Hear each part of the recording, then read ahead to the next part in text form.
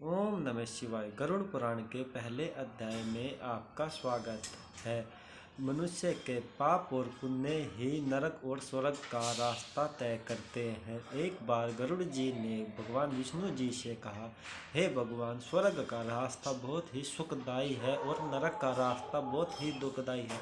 कृपा करके आप मुझे नरक में दी जाने वाली यातनाओं के बारे में बताइए, उसमें कौन से मनुष्य जाते हैं।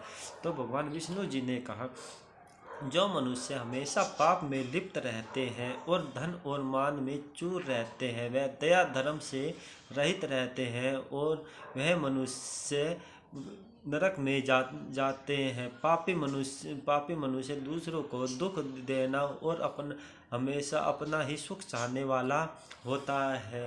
पापी मनुष्य को बुढ़ापे में जाने के बाद उसमें अनेक प्रकार के रोग उत्पन्न हो जाते हैं। वह आँखों से दिखाई देना और कानों से सुनाई देना भी बंद हो जाता है। उसके मुंह के दांत गिर जाते हैं और पाचन क्रिया भी काम करना बंद कर देती है।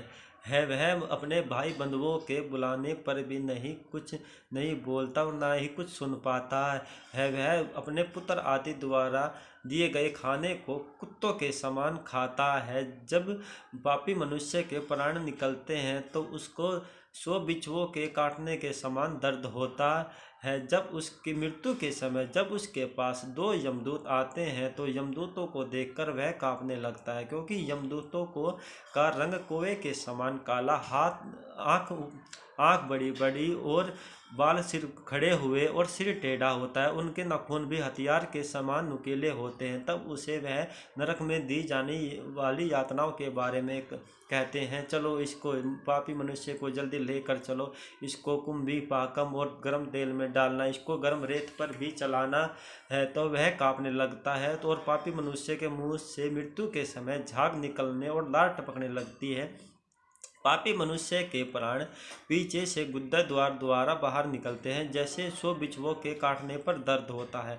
तब वह पापी मनुष्य को यमदूत बांधकर पशु के समान नरक में अंधेरे मार्ग पर ले जाते हैं और उसकी पीठ पर कोड़े मारते हैं। तो रास्ते में गर्म रेत पर चलते हुए वह कई बार मूर्छित आकर गिर जाता है। फिर भी उसके शरीर पर कोड़े मारे जाते हैं और उसे नरक में दी जाने वाली 11,000 यातनाओं के बारे में बताया जाता है। वह पापी मनुष्य अपने किए गए पापों को याद करके दोबारा वह पुण्य के मार्ग पर चलने के लिए वह मनुष्य के शरीर में जाने की इच्छा करता है। वह अपने भाई बंधुओं से के जाने के पास के बारे में सोचता है, परंतु फिर भी यमदूत उसको दी जाने वाली यातनाओं को गर्म तेल में डालने के जैसी बात करते हैं तो वह कांपने लगता है। वह नरक में दी जाने वाली यातनाओं को देखकर चिल्लाने वाले और 100 कुत्तों जैसे काटने पर जैसा दर्द होता है, वैसे ही वह इच्छा